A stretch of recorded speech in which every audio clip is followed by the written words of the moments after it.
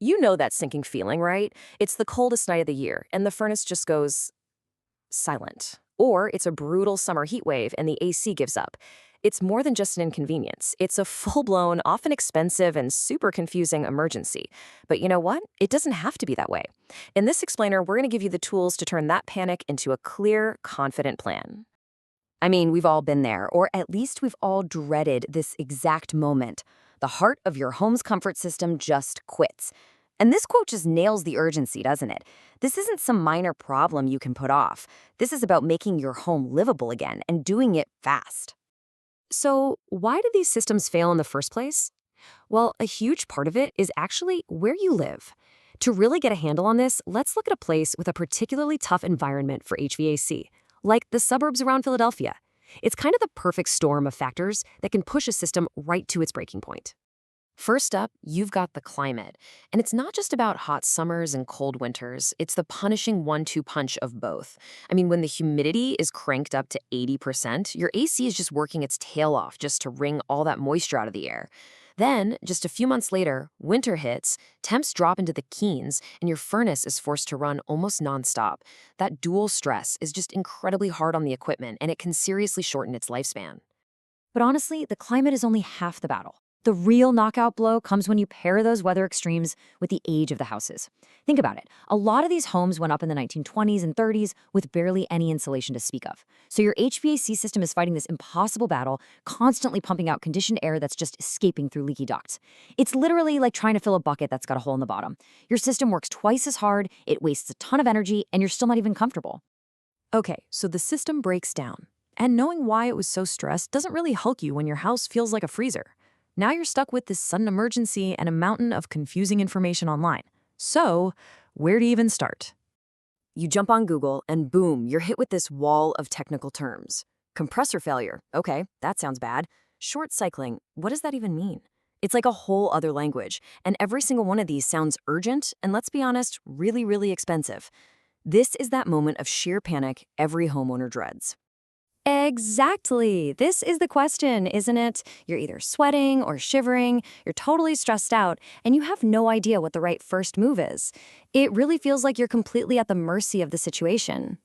But listen, it doesn't have to be total chaos. A professional service call is actually a very methodical process. It's designed specifically to bring order to this exact kind of situation. So let's pull back the curtain and break down what should happen when a technician shows up at your door. It really just boils down to these 3 simple steps. First, you call, and they give you a clear window for when they'll arrive. Second, and this is the most important part, so listen up, the tech figures out exactly what's wrong and gives you a firm, upfront price. No work should ever start until you give the okay. Then, they do the repair and test the whole system to make sure you're back in business. The key here, the absolute crucial takeaway, is no surprises. And you want to know the best part? A good company is going to aim to get this all done in one single visit.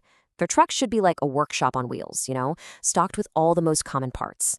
That way you're not left freezing for days while they're waiting on a delivery. The whole point is to get your home comfortable again, right then and there. Okay, so the technician has figured out the problem. But what if they tell you the repair is going to be really expensive? This leads us to the biggest, toughest, most critical decision a homeowner has to make. Do you keep pouring money into an old, limping system, or is it finally time to replace the whole thing? Well, luckily, there's a fantastic little rule of thumb that can help you out. It's called the $5,000 rule. It's super simple. You just multiply the cost of the repair by the age of your system in years. If that number comes out to more than $5,000, then replacement is probably the smartest financial choice you can make. This formula is great because it helps stop you from throwing good money after bad on a unit that's already on its last legs. All right, let's see how this actually works in the real world. So in this first example, you've got a $400 repair on a system that's 10 years old. You multiply those together, you get $4,000. That's under the $5,000 line, so repairing it makes total sense. But look at the second case, a $600 repair on a 12-year-old system. Well, that comes out to $7,200. That is way over the $5,000 mark, and it's a huge red flag that it's probably time to start seriously thinking about a replacement. Up to this point, we've basically just been reacting to an emergency. But the real goal, the way you actually win this game, is to get ahead of the problem. So let's switch gears. Let's go from being reactive to being proactive. Let's talk about the informed homeowners playbook. So, step one in being proactive is just knowing your timeline. A well cared for HVAC system is typically going to last you somewhere between 15 and 20 years. If your system is getting into that age range, it's time to start planning for its replacement now, on your terms, not when you're forced to by a sudden breakdown on the hottest day of the summer.